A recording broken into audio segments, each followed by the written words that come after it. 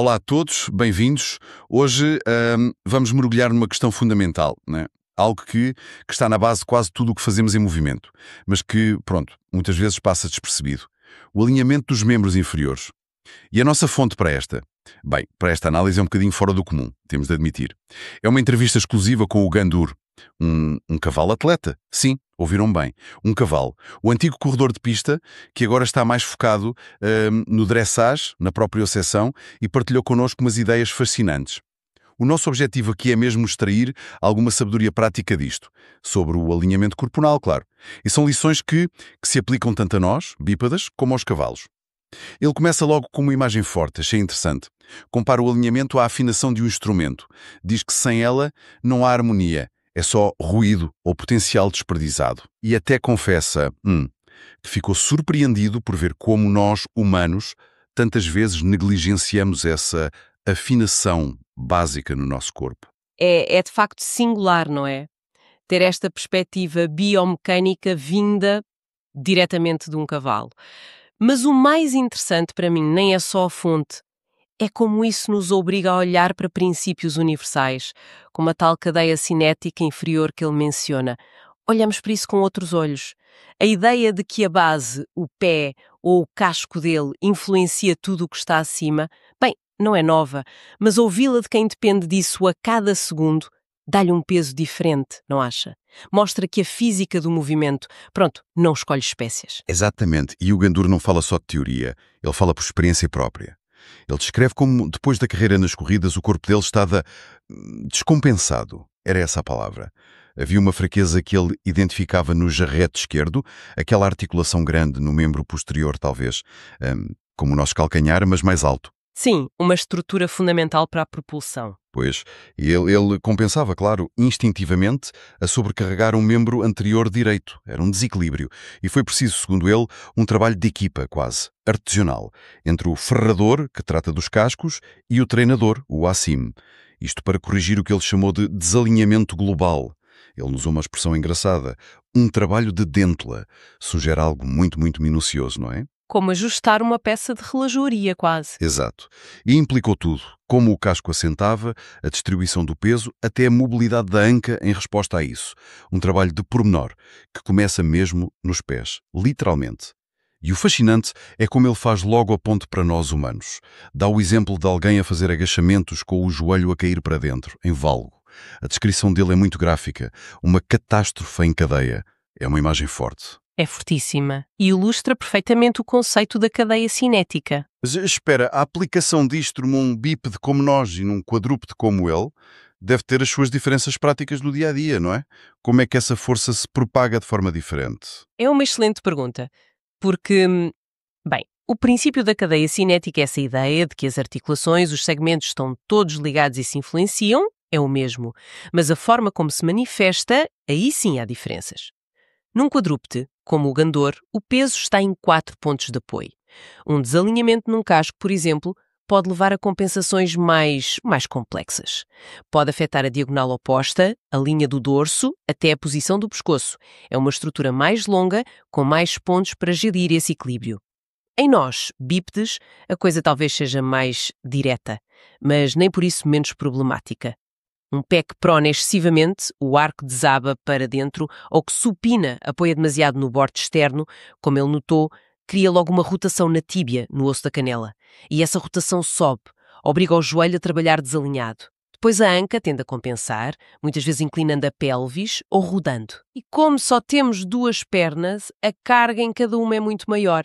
A tal catástrofe em cadeia que ele descreve pode manifestar-se mais rapidamente em dores. No joelho, na anca, na lombar, porque temos menos margem para distribuir as compensações. O que acho fascinante no relato dele é a crueza com que ele fala da consequência. Catástrofe em cadeia. Para um animal de 500 quilos, um pequeno desvio não é só teoria, é o risco físico real, imediato.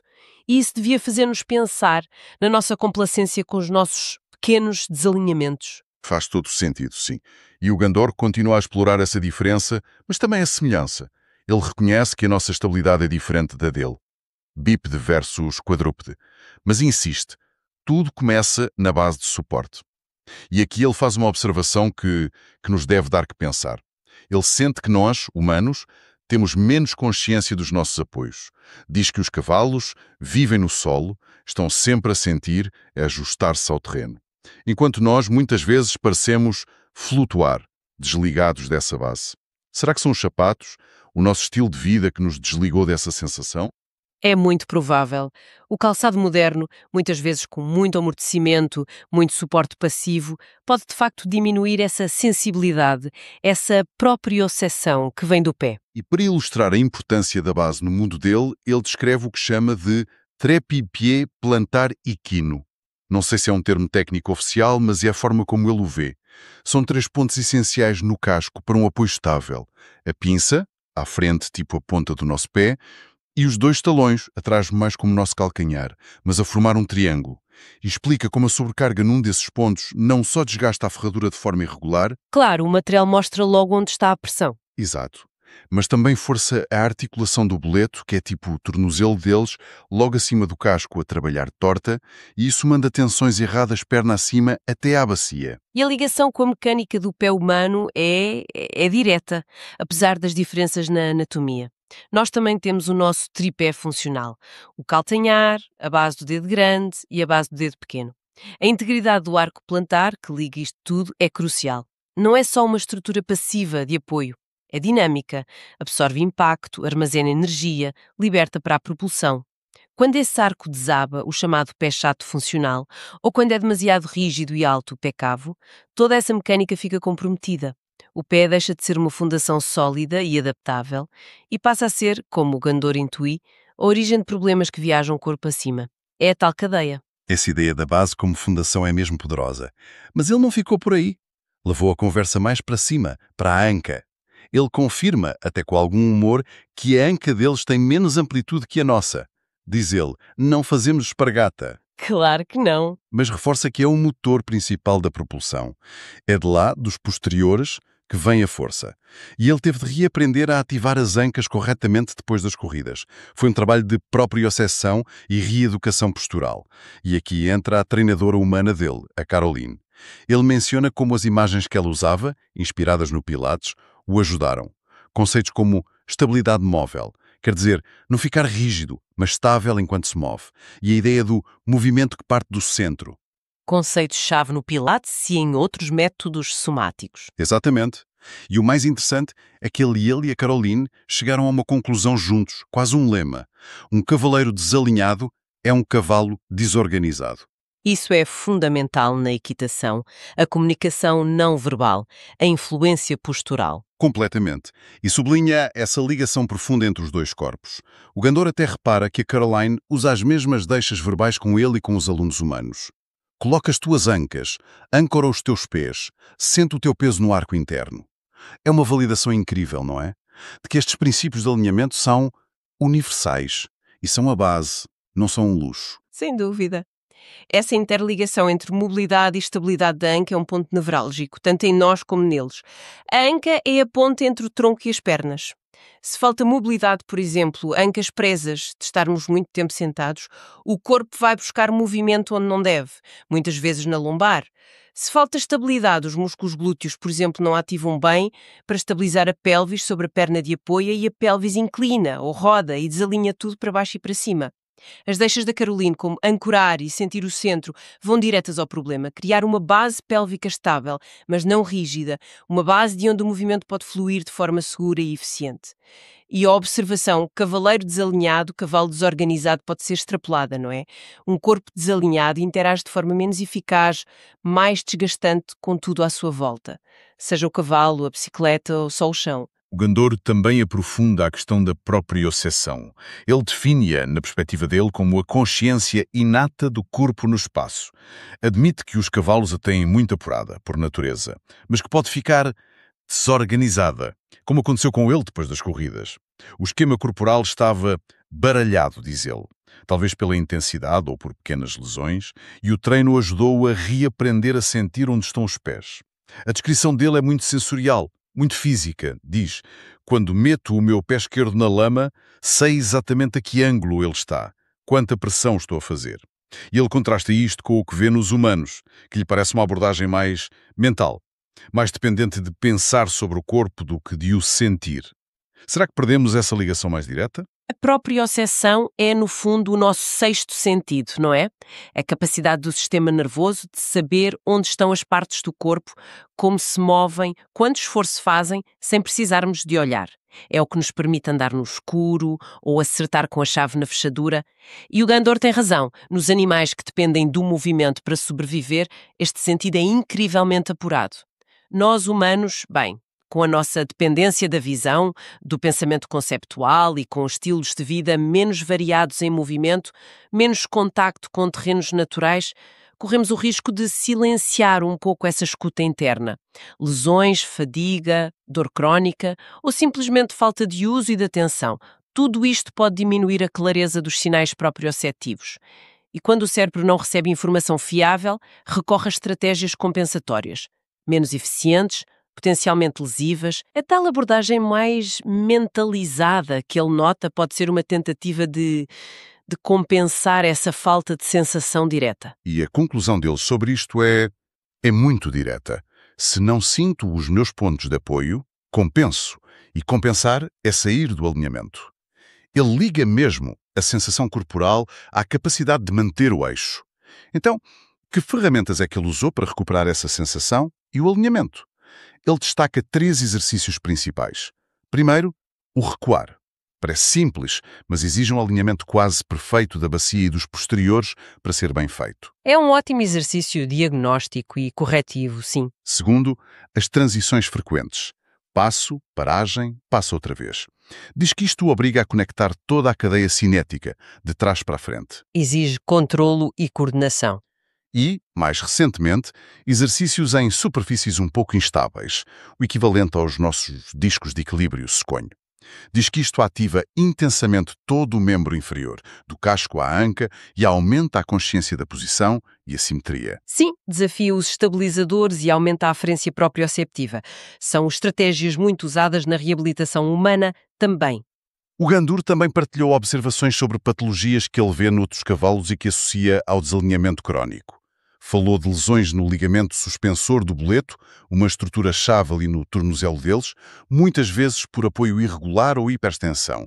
Mencionou problemas de dorso que ele liga a uma bacia desalinhada que não suporta bem a coluna. A ligação dorso-pelvis é crítica nos quadrúpedes. E em cavalos de dressage, que fazem movimentos muito complexos, ele nota sobrecarga nos adutores, os músculos da parte interna da coxa.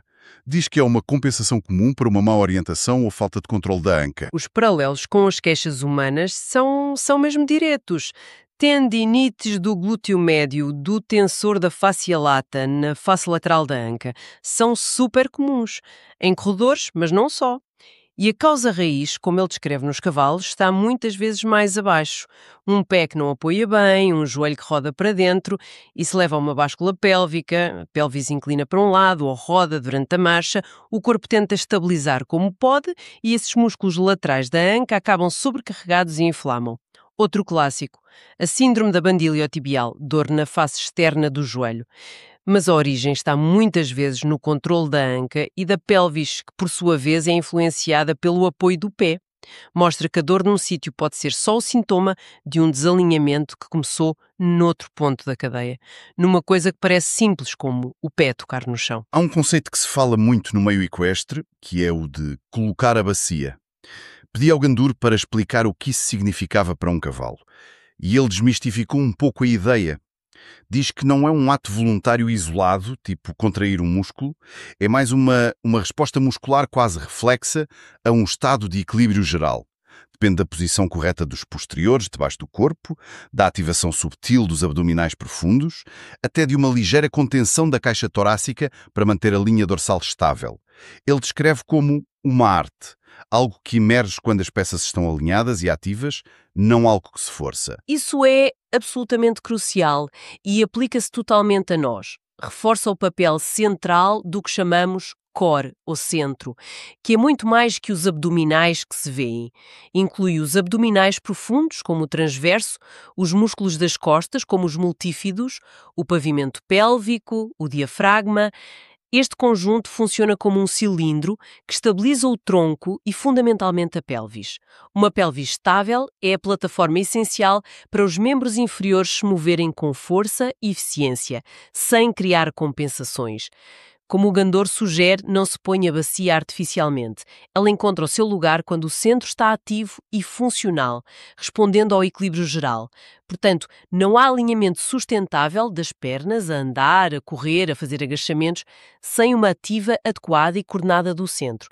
É a base de tudo. Gandor deixou ainda uma mensagem específica para os humanos, especialmente para quem pratica métodos como o Pilates, que ele conhece através da Carolina. Ele sente que, às vezes, nos focamos demasiado em fazer o exercício, em atingir a forma exterior perfeita. O conselho dele é: parem de querer fazer, comecem por estar no exercício. Sugere encarar estas práticas não como performance, mas como uma exploração do alinhamento profundo, uma oportunidade de ouvir mesmo o que os pés, os joelhos, as ancas estão a comunicar a cada momento. É uma mudança de foco muito importante, da execução para a sensação. Exato. E ele usa uma frase que resume isto de forma brilhante. Se forçam, quebram a linha. Se escutam, alinham-se. E partilha a perspectiva única dele. Como animal que é montado, a diferença brutal que sente entre um cavaleiro com a anca bloqueada, que ele descreve como um peso morto, que interfere com o equilíbrio dele, e um cavaleiro com uma anca viva, sóblo, ancorada, que se torna um verdadeiro parceiro no movimento, e não só um passageiro. É uma metáfora poderosa, não é? Sobre como o nosso próprio alinhamento e consciência corporal afeta não só a nós, mas a nossa interação com o mundo e com os outros. Essa reflexão final dele é incrivelmente valiosa e transcende o exercício físico.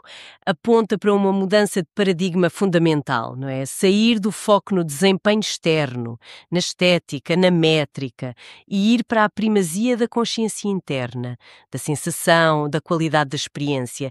É essa escuta atenta do corpo que permite encontrar um alinhamento que não é rígido nem forçado, é dinâmico, adaptável, resiliente, e é dessa qualidade de presença no corpo que emerge não só o movimento eficiente e a prevenção de lesões, mas também, como ele ilustra tão bem com a analogia do cavaleiro, uma forma mais harmoniosa e conectada de estar no mundo e de interagir. É passar de controlar o corpo para colaborar com ele. Para terminar esta nossa análise, a mensagem final que o Gandor nos deixa é que o alinhamento não é uma meta estática, não é uma postura perfeita para manter a todo o posto. Ele descreve de forma poética como uma dança invisível e constante, entre os nossos apoios no chão, as articulações, até a respiração. Diz que é a base para um movimento que seja não só eficaz, mas também duradouro, prazeroso, sustentável. E isto é acessível a todos, não é? Sejamos atletas, equinos ou só humanos a navegar o dia-a-dia. E a conclusão dele é uma que ressoa. O alinhamento é a liberdade do movimento e a liberdade é a dignidade do ser vivo. É uma forma muito bonita e muito profunda de encerrar, sem dúvida. E deixa-nos talvez com um convite à reflexão, inspirado noutra frase dele que foi mencionada: lá onde se pousam os pés, começa a viagem. Que tal levarmos isto literalmente para o nosso cotidiano? Com que nível de consciência é que realmente colocamos os pés no chão a cada passo? Que tipo de viagem de tensões, de compensações silenciosas, ou pelo contrário de suporte, de fluidez de energia, é que esse ato tão fundamental está a iniciar no resto da nossa estrutura? E como é que trazer só um pouco mais de atenção a essa base, a esse primeiro contacto com o mundo a cada passo, poderia começar a alterar, de forma subtil mas profunda, toda a nossa experiência de nos movermos e de estarmos presentes no nosso corpo? Fica a pergunta, e talvez a experiência para cada um explorar por si.